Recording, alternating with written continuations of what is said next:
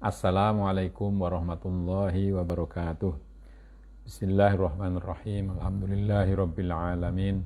Wa bihi nasta'in ala umurid dunya waddin. Wassalatu wassalamu ala ashrafil anbiya'i wal mursalin Sayyidina Muhammadin wa ala alihi wa sahabatihi ajma'in. Saudara, marilah kita baca suratul Fatihah untuk Kiai Soleh Darat, penulis kitab yang kita pelajari pada malam hari ini. Lahul Fatihah. A'udzu billahi minasyaitonir rajim. Bismillahirrahmanirrahim. Alhamdulillahi rabbil alamin. Ar-Rahmanir Rahim. Maliki yaumiddin. Iyyaka na'budu wa iyyaka nasta'in. Ihdinas siratal mustaqim. Siratal ladzina an'amta 'alaihim ghairil maghdubi 'alaihim waladdallin. Amin. Saudara, kita pada 2 malam yang lalu telah membaca surat Al-Baqarah ayat ke-237. Baru sampai kepada terjemahannya saja. Ini kita lanjutkan dengan tafsirnya. Bismillahirrahmanirrahim. Yakni artine setuhune lanang lamun megat ing bojone hale sadurunge kaduhul lan hale wis nyebutaken mas kawin ing dalem nalikane akade nikah iku mongko wajib lanang bayar separone mahar musamma. Maksud dari ayat tadi, kalau laki-laki menceraikan istrinya sebelum kumpul, padahal sudah menyebutkan besarnya mas kawin ketika akad, maka ketika menceraikan itu dia wajib membayar separuh dari mahar yang sudah disebutkan. Jadi mas kawinnya misalnya menyebutkan 5 juta, dia harus membayar 2,5 juta. Lan lamun wis kabayar kabeh mongko wajib wadon balekaken separone mahar musamma, senajan wis kholwat antara lanang lan wadon krana mungguh mazhabe Imam Syafi'i setuhune kholwat iku ora majibaken sekabehane mahar. Tapi dan kalau sudah dibayar maharnya, maka perempuan wajib mengembalikan yang separuh dari mahar yang disebutkan itu, meskipun sudah terjadi khalwat, ya, meskipun mereka sudah berdua-dua saja, misalnya di dalam kamar, suami dan istri, karena menurut mazhab Imam Syafi'i khalwat itu tidak mewajibkan keseluruhan mahar. Anapun munggu mazhab Al-Hanafi setuhune kholwat sahihah iku majibaken sekabehane mahar al-musamma. Artine kholwat sahihah iku arep wis kumpul lanang lan wadon ing dalem panggonan kang sepi, lan sartane wadone ora ana manik haid utawa puasa utawa ihram iku ora, lan ora ana rotik lan koron, lan ora lagi sholat fardu, kok kasih ora jima, iya wis den hukumi jima, wajib maharul kul. Menurut mazhab Hanafi, kholwat yang benar itu kholwat yang sahih, ya, kholwat yang benar atau yang sehat, atau kholwat yang yang normal, mungkin bisa dikatakan begitu, itu mewajibkan pembayaran mahar yang sudah disebut seluruhnya. Maksud dari kholwat sahihah bersepi-sepi secara normal itu adalah kalau laki-laki dan perempuan itu ada di dalam suatu tempat yang sepi, maksudnya tidak diketahui oleh orang lain. Sementara perempuannya itu tidak ada yang mencegah untuk berhubungan seksual, seperti haid atau puasa atau ihram, itu tidak. Dan juga tidak ada penghalang fisik, ya, yang di sini disebut rotq wal koron, ya. Rotq itu rapatnya ya, taksiriyatnya rapat ya. Ini liangnya tidak ya katakanlah rapat gitu saja, atau tidak ada koron. Kalau koron itu ada daging tumbuh yang menutupi liang tadi, dan tidak sedang sholat fardu kok sampai tidak terjadi hubungan seksual, maka itu sudah dihukumi jima, dihukumi hubungan seksual yang mewajibkan keseluruhan mahar. Ya, jadi kalau sudah kumpul dalam tempat sepi, sementara tidak ada penghalang untuk melakukan hubungan seksual. Angin ora wajibaken nisful mahar lamun wus ngapura wadon ingkang den pegat wus ridho trima ora tampa mahar separo, utawa angin lamun ngapura waline wadon mahjura utawi ngapura lanang nrima ora njaluk baline mahar musamma. Oh, saya kira utawa ya sini. Utawa ngapura lanang nrima ora njaluk baline mahar musamma. Khalwat tadi sudah yang mewajibkan separuh mahar ya. Tapi tidak wajib ya, separuh mahar itu tidak wajib dibayarkan kalau perempuan yang dicerai itu sudah ridho, sudah menerima tidak mendapatkan separuh mahar. Nah, itu boleh. Atau walinya tidak menuntut mahar untuk perempuan yang pingitan ya, perempuan yang belum dewasa mungkin begitu. Perempuan yang pingitan yang tidak bisa menentukan sendiri pendapatnya.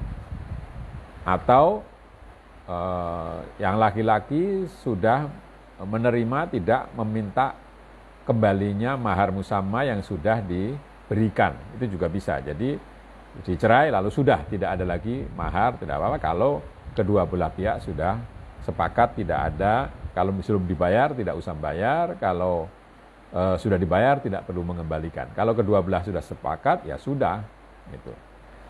Utai maknane alladzi biyadihi uqdatun nikah iku mungguh kersane Ibnu Abbas iku waliul mar'atil mahjurah lan iyo iku qaule Imamuna Asy-Syafi'i al-Qadim lan mungguh kersane Sayyidina Ali lan Ibnu Abbas malih iku lanang lan iyo iku mupakat Imam Abu Hanifah lan Imam Ahmad lan Imam Syafi'i fi qaulihil qadim. Ini kok qadim semua. Mungkin yang satu jadid ini ya saya kira. Tapi nanti kita lihat. Makna dari alladzi biyadihi uqdatun nikah, orang yang di tangannya ada hak untuk membuat pernikahan, untuk membuat akad nikah. Itu menurut Ibnu Abbas adalah waliul mar'atil mahjurah, wali dari perempuan yang belum bisa menentukan sendiri ya. Kan ada perempuan yang istilahnya mufawwidah, ada yang mahjurah. Kalau mufawwidah itu dia sudah bisa menentukan sendiri lalu minta dinikahkan kepada orang tuanya, mufawwidah. Kalau yang belum begitu disebut mahjurah. Yang mahjurah sendiri artinya pingitan. Dan itu juga pendapat dari Imam Syafi'i yang dulu, yang pertama. Kemudian menurut pendapat Ali dan Ibnu Abbas yang pendapatnya yang lain lagi dari Ibnu Abbas, maka yang dimaksud dengan alladzi biyadihi uqdatun nikah, orang yang di tangannya itu ada akad nikah, itu adalah suami ya. Dan dengan pendapat ini sepakat Imam Abu Hanifah, dan Imam Ahmad dan Imam Syafi'i dalam qaul. Ya, mestinya kalau yang tadi qadim mestinya ini jadid ya, tapi memang tertulisnya di sini fi qaulihil qadim. Artine maknane iki mungguh qaul awal iku setuhune waline wadon. Waline wadon bapa utawa jad kelawan syarat wadone bikron zaghiron. Iku wenang ngapura mas kawin. Maksudnya bahwa menurut pendapat yang pertama, tadi yang disebutkan Syafi'i dalam dan siapa tadi Imam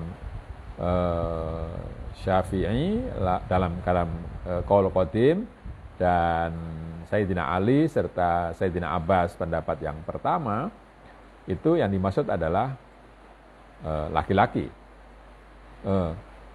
Artinya makna dari ayat ini menurut qaul yang pertama itu adalah walinya perempuan, baik itu bapak maupun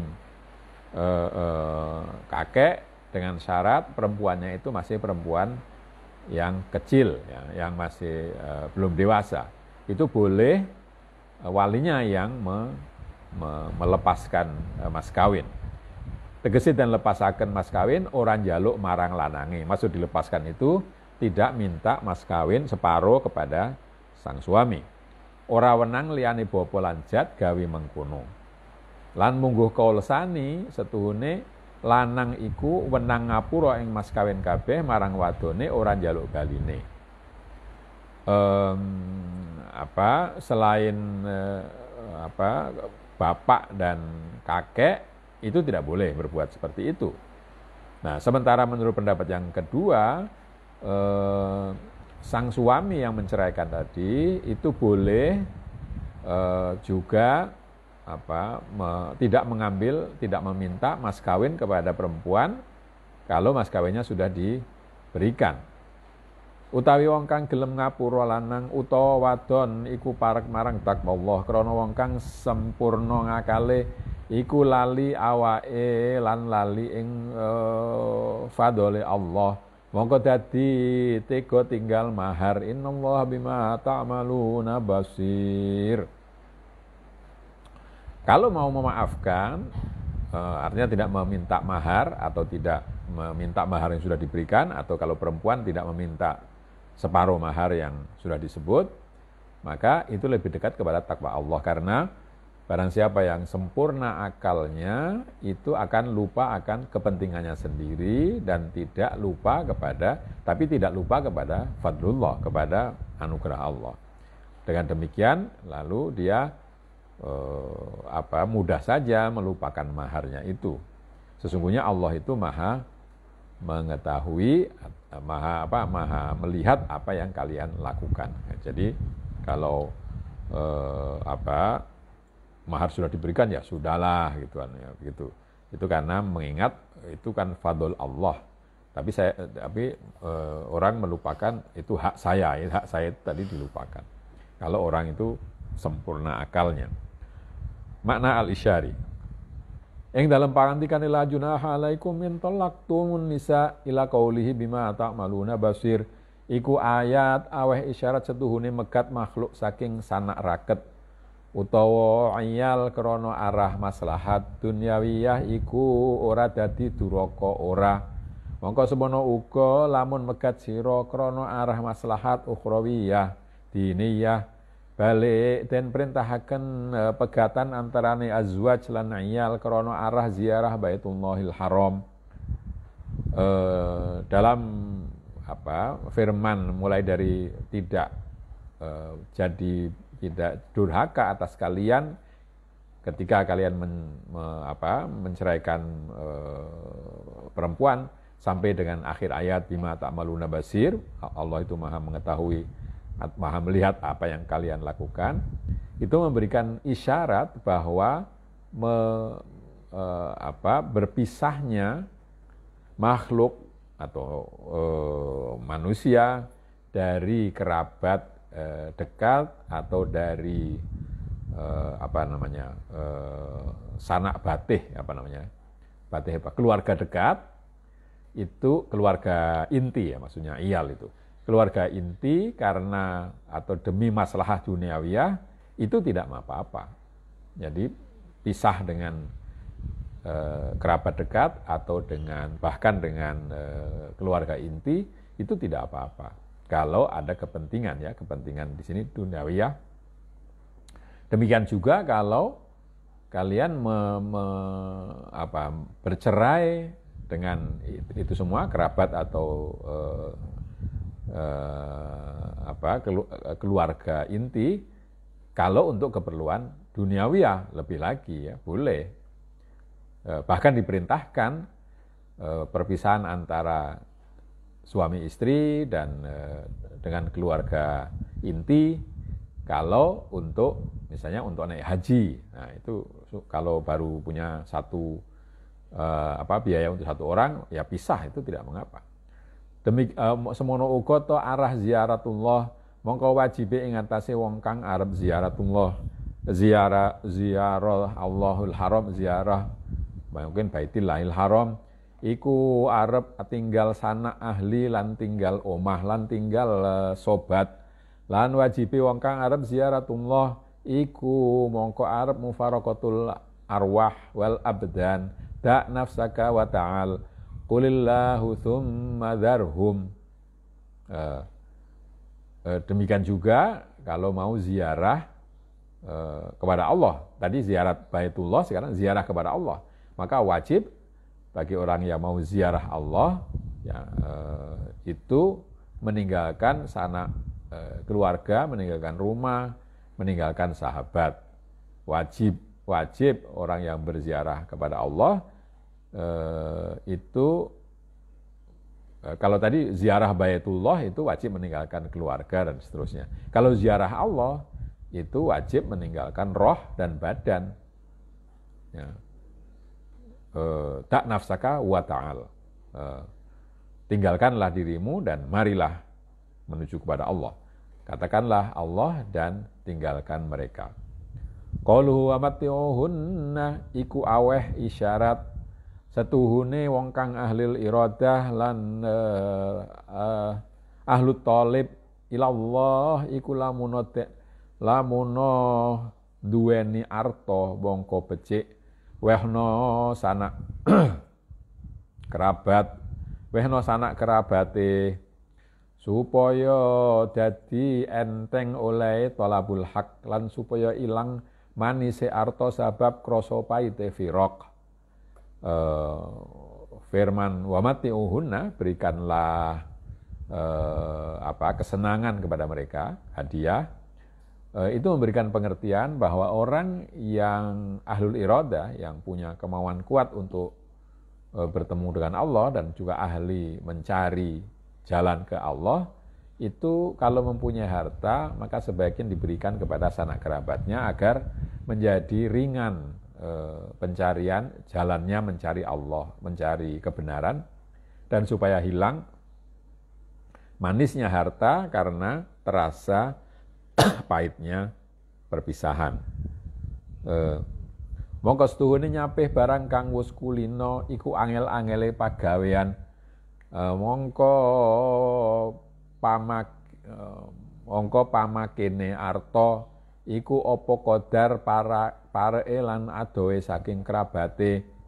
Krana lamun ora sira dum-dum wektune uripe mongko mesti den dum wektune matine kelawan faraidillah, mongko ora hasil kerobah lan ibadah sira ora karena sesungguhnya berpisah dengan sesuatu yang sudah biasa dekat itu sulit-sulitnya perbuatan ya. Berpisah dengan sesuatu yang sudah biasa kita miliki atau kita bergaul dengannya. Itu sulit sekali. Kalau pisah dengan sesuatu yang jauh ya itu tidak masalah. Pisah dengan sesuatu yang sudah familiar dengan kita itu memang berat.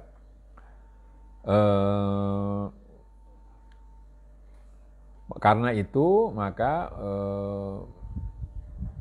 pemakaian harta itu sebaiknya arta iku opo qadar ini sebenarnya saya ragu-ragu ya Pak, fa mim alif kaf ya nun ya, bisa dibaca pemakene ya, tapi bisa juga mungkin dibaca pembagine. Tapi mungkin di sini pemakainya ya. Karena pemakaian harta itu sekadar atau seukuran dengan dekat jauhnya dari kerabatnya. Karena kalau kalian tidak membagikan harta itu ketika masih hidup, maka pasti harta itu akan dibagi-bagi juga setelah kalian mati dengan pembagian yang sudah ditentukan oleh Allah. Nah, kalau demikian maka kalau dibaginya itu setelah mati dan ya hati kita itu tadi pemakainya arto tadi itu. Jadi pahalanya kita membagi harta itu tidak ada lagi kalau membaginya itu dibagi oleh orang setelah kita meninggal menurut ilmu faraid, menurut ilmu waris itu ya sudah. Jadi tidak terjadi usaha untuk mendekatkan diri kepada Allah dan juga tidak ada terjadi ibadah karena pembagiannya itu dilakukan setelah kita meninggal dan orang lain yang membagi berarti. Utawi kelakuan engkang mangkono ikulah kelakuane wong muhsinin, mongko wong muhsin iku arep nembah ing Allah kaya-kaya setuhune dheweke iku ningali ing Allah. Mongko dadi ana kelakuane muhsinin iku ora ningali ma siwa Allah. Yang demikian itu membagi-bagi harta atau berpisah dengan keluarga karena mau mendekat kepada Allah, itu adalah kelakuan orang yang disebut muhsinin, yang berbuat kebajikan kepada orang lain. Orang muhsin itu atau orang yang bajik itu adalah orang yang menyembah Allah seakan-akan melihat Allah. Maka perbuatan orang muhsinin itu tidak melihat apa yang selain Allah. Jadi karena dia selalu melihat Allah, yang selain Allah tidak diperhatikannya. Wa qauluhu wa anta'fu aqrabu littaqwa iku aweh isyarat setuhune kawula ora bisa tumeka marang takwa Allah haqqa tuqatihi angin arep tinggal masiwa Allah lan ngelepasaken masiwa. Wa firman Allah, kalau kalian mau melepaskan mahar itu lebih dekat kepada ketakwaan. Itu memberikan isyarat bahwa hamba itu tidak bisa sampai kepada takwa Allah kecuali dengan sebenar-benar takwa, kecuali kalau dia meninggalkan yang selain Allah dan melepaskan apa yang selain Allah. Jadi mahar itu kenapa harus dipegangi gitu maksudnya. Itu justru akan menghalangi kita dari takwa kepada Allah. Mongko utawi wusul kawula marang Khalik iku apa kadar pisahe kelawan makhluk lan kepareng kawula marang pangirane iku ya apa kadare adohe kelawan masiwa Allah. Aja lali sira kabeh ing qaulullah innallaha bima ta'maluna basir. Sampainya hamba kepada Sang Khalik itu seukuran dengan kemampuan berpisahnya dengan makhluk. Ya, jadi semakin mudah berpisah dengan makhluk itu lebih semakin mudah sampai kepada Allah. Dan dekatnya hamba dengan tuannya, tapi kepara itu ya sebenarnya dekat itu aja ya, tapi sebenarnya ada ke-nya itu ya. Kepara itu didekatkannya gitu ya. Atau keadaan dekatnya seorang hamba kepada tuannya itu menurut kadar jauhnya dia dari yang selain Allah. Janganlah kalian lupa akan firman Allah, sesungguhnya Allah itu maha melihat atas apa yang kalian lakukan. Lantat kalane ayat ingkang tinutur iku nuturaken halul azwaj lan halul aulad ing hale karo-karo iku patut karone lan nglakokaken karone marang ibadah marang Allah. Mongko sarehne mengkono mongko merintahi Allah Subhanahu wa taala ing manungsa kabeh sakjerone ngrumati bojo anak den perintahi kelawan ngreksa mudawamatus shalah aja kasih kena fitnahe azwaj wal aulad lan ngelalekaken salat 5 wektu. Faqala ta'ala hafizu 'ala sholawati was sholatil wusta wa qumu lillahi qanitin. Fa in khiftum farijalan aw rukbana Fa idza amintum fadhkurullaha kama 'allamakum ma lam takunu ta'lamun. Ketika tadi ayat di atas menyebutkan keadaan istri atau suami dan keadaan anak-anak, padahal keduanya istri dan atau pasangan dan anak-anak itu keduanya patut kalau ngelakoaken karone marang ibadatullah. Kalau keduanya itu membantu perjalanan kita kepada ibadah Allah atau membuat kita lebih mau beribadah. Karena demikian maka Allah memerintahkan agar manusia di dalam menjaga, di dalam merawat istri dan anak itu diperintah untuk menjaga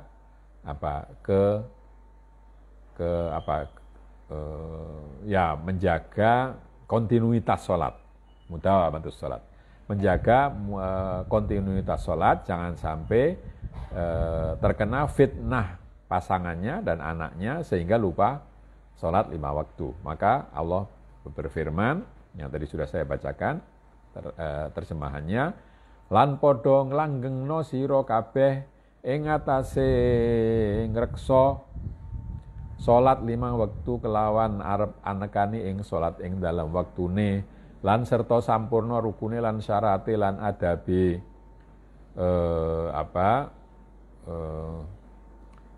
langgengkanlah atau kerjakanlah salat itu dengan terus-menerus ya. Atau terus-meneruslah kalian dalam menjaga salat 5 waktu dengan menjalaninya pada waktu-waktunya dengan sempurna rukun dan syaratnya serta adabnya. Jadi berulang kali disebutkan tidak cukup hanya syarat dan rukun tapi juga harus ada adabnya. Lan malih ngreksa sira kabeh ing salat wusta lan iya iku salat asar utawa subuh utawa zuhur lan padha jenengno sira kabeh ing salat hale kelawan ngabekti utawa khusyuk.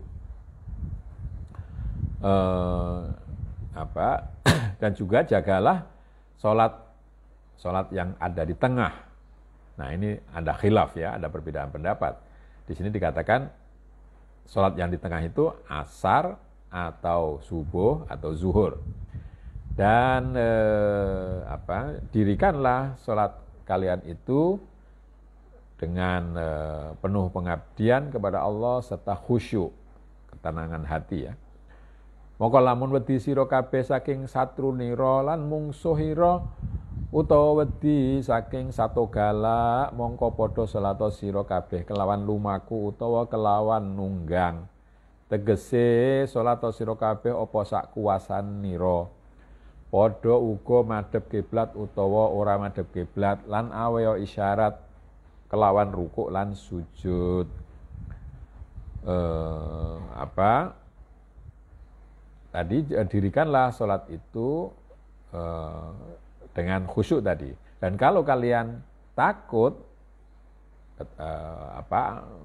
ketika menjalankan salat itu takut kepada lawan-lawanmu atau takut kepada binatang buas, maka kerjakanlah salat itu dalam keadaan kamu naik kendaraan.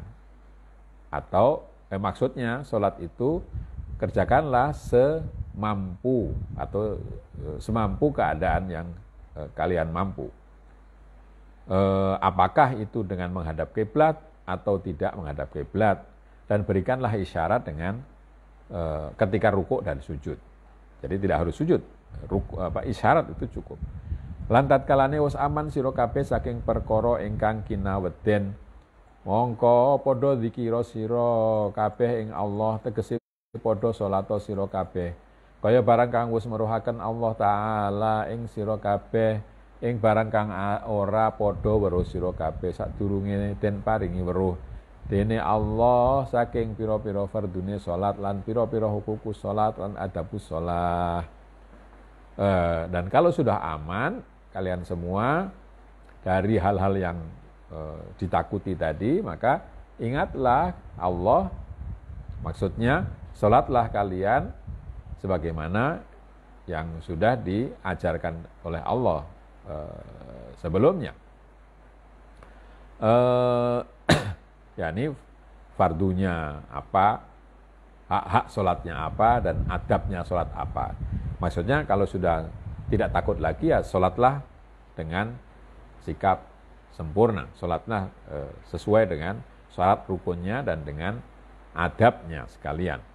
Yani artine setune Allah Subhanahu wa taala wis perintah marang kawulane kabeh kapurih ngreksa kelawan sholawatul khams. Kelawan arep anekani kelawan sekabehane fardune lan adabe lan syarate. Oleh nekani ing dalam wektune lan malih purih ngreksa sholatul wusta. Nah, itu tadi terjemahan. Sekarang maksud atau tafsir dari ayat itu adalah bahwa Allah telah memerintahkan kepada hamba-hambanya semua untuk menjaga sholat 5 waktu dan juga dengan menjalani semua syarat rukun dan adabnya. Ya, menjalankannya itu pada waktunya, pada waktu pada waktu sholat masing-masing, dan juga diperintahkan untuk menjaga sholat yang di tengah. Utawi nyatane sholatul wusta iku padha khilaf para sahabat lan para ulamaul mufassirin kabeh. Sawijine mazhab setuhune ingkang aran sholat wusta iku sholatul fajar, tegese sholat fardu subuh. Mangkono mungguh panemune Sayyidina Umar bin Khattab lan Ibnu Abbas lan Mu'ad. Mupakati ing iki mazhab Imam Syafi'i lan Imam Malik.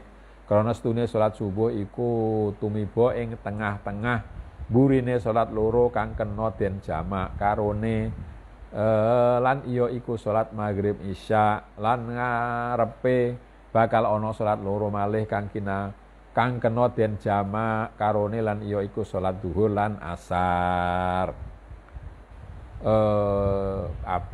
Jelasnya atau kepastian dari sholat wusta itu para sahabat dan para ahli tafsir berbeda pendapat.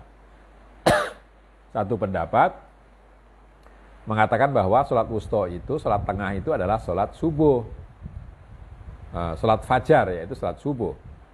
Begitu itu pendapat dari Umar bin Khattab, Ibnu Abbas, dan Mu'adz. Nah, sepakat dengan itu mazhab Imam Syafi'i, Imam Malik. Karena sholat subuh itu ada di tengah-tengah di antara dua sholat di belakangnya yang bisa dijamak, yaitu isya, subuh, maghrib dan isya, serta di depannya, yaitu zuhur dan asar. Lan malih krana sholat subuh ikut tekane ing dalam wektu ingkang masyakot banget. Sabab ademe sita utawa sabab lagi enak-enake turu ing dalem soif lan malih krana wektune tangi turu iku padha abot lemes gautane kabeh. Mulane dawuh wa qumu lillahi qanitin. Kunut iku maknane tulul qiyam lan subuh iku tertentu kelawan tulul qiyam. Juga alasan lain kenapa sholat subuh yang disebut sholat tengah itu karena sholat subuh itu waktunya itu pada saat sulit. Karena kalau musim musim dingin itu sangat dingin, sedang enak-enaknya tidur atau sedang enak-enaknya sholat tidur kalau musim panas. Dan juga karena waktu bangun pagi itu terasa berat. Lemah semua anggota badan. Karena itu Allah berfirman, dan bangkitlah demi Allah dengan cara qanitin, dengan kunut. Kunut di sini maksudnya adalah tulul qiyam, berdiri yang panjang, dan subuh itu khusus untuk sholat dengan berdirinya berdirinya lebih lama. Ya. Tulul qiyam. Utai madhab kapindo iku setuhune sholat wusta iku sholat duhur. Mongko ikulah panemune Zaid bin Sabit lan Usamah bin Zaid lan Abu Sa'id al-Khudri. Krana duhur iku wektune ana ing tengah-tengahe rina lan malih mburine sholat loro ngarepe sholat loro. Ya. eh, Mazhab yang kedua itu menyebutkan bahwa sholat tengah itu adalah sholat zuhur. Itulah pendapat Zaid bin Sabit, sahabat, Usamah bin Zaid, dan Abu Sa'id al-Khudri. Karena zuhur itu waktunya di tengah-tengah siang hari. Dan juga ya tentu di belakangnya ada 2 sholat dan di depannya ada 2 sholat. Utai mazhab kaping 3, setuhune sholat wusta iku sholat asar. Mongko mangkono iku mungguh panemune Ibnu Mas'ud wa Abu Hurairah wa Ibnu Abbas wa Abi Sa'id al-Khudri radhiyallahu anhum.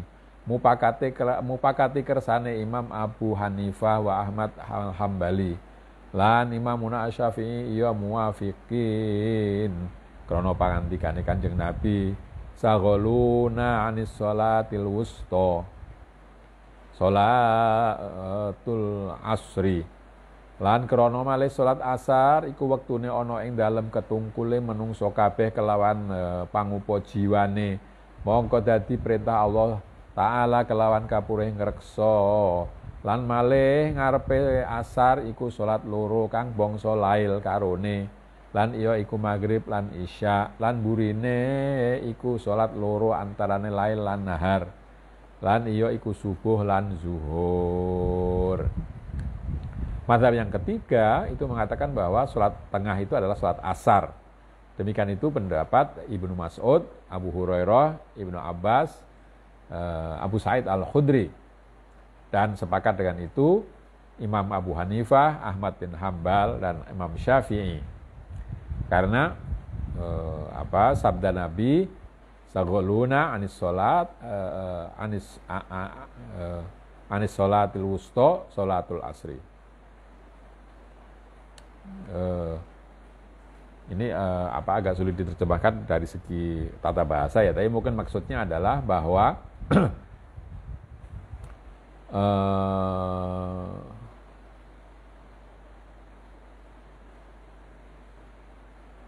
sholat sholat yang membuat atau sholat yang kadang-kadang kita